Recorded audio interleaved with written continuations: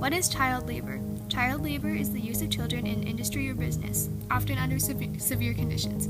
We will discuss how child labor was like in the Industrial Revolution and how conditions were eventually limited. Although child labor is most commonly associated with the Industrial Revolution, children have worked for nearly all of human history. The first documented account of child labor was in the medieval times, when children worked spinning thread. Others worked on family farms or for the family business or as servants. In the 18th century, many girls around the age of 12 left their homes to work as domestic servants. They received low wage, and room and board for doing household chores. Child labor was much different in the English Industrial Revolution than it was before the Revolution. Children before the Industrial Revolution were working in homes and were either apprentices, chimney sweeps, domestic servants, or assistants in the family business. Apprentices learned and worked under a master who had a workshop in their home or at the back of their cottage. Children got knowledge and practice in the trade, food, water, and a place to live instead of money. When the child got enough knowledge, they became journeymen, and once they were 21, they could start their own business. Chimney sweeps had the worst conditions and scraped soot off of chimneys. Children who worked as assistants in the family business had the best conditions because they got to work at their home with their parents. Also, the children got experience in the trade, and their work brought the family money. Girls assisted around the house with dress, hat, and button making, while boys helped with shoemaking, pottery making, and horseshoeing.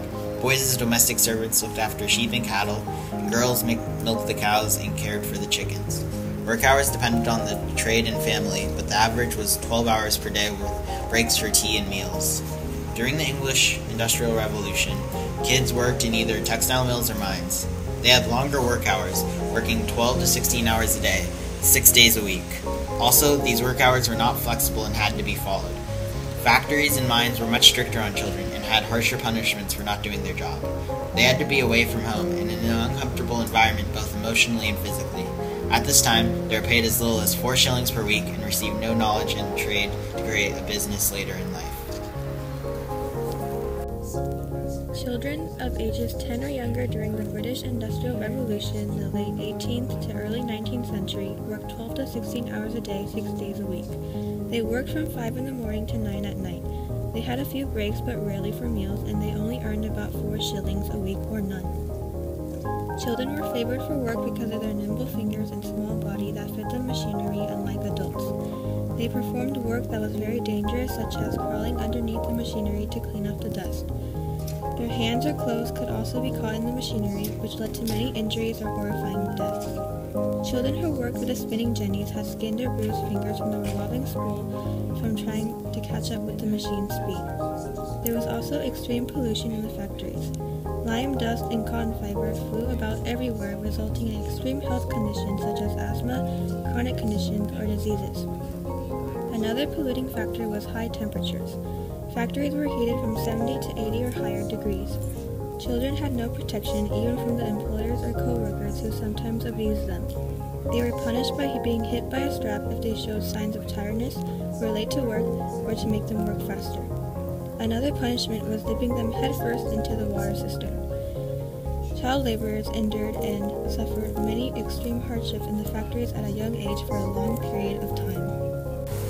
Child labor laws did not serve as much of a deterrent to families or employers. However, many argued that they did work to reduce the number of child laborers and the hours children could work. The first child labor law, the Act of 1788, was made to protect children from working in poor conditions. In the early 1800s, a photo of a mill where young children, as young as 5 years old, worked sparked debate.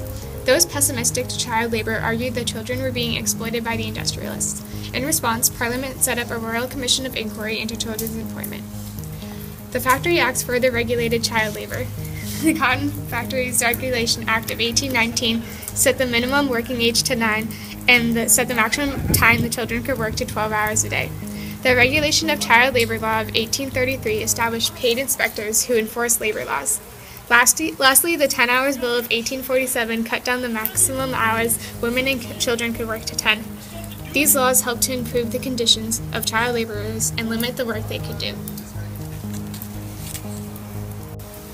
Children have worked throughout human history, but the long hours and harsh conditions of child laborers during the Industrial Revolution set their work apart from what had been before them. Children faced many harsh conditions in the factories, which led to debates about whether child labor was morally right or wrong. This led to new labor laws that relieved children of some conditions.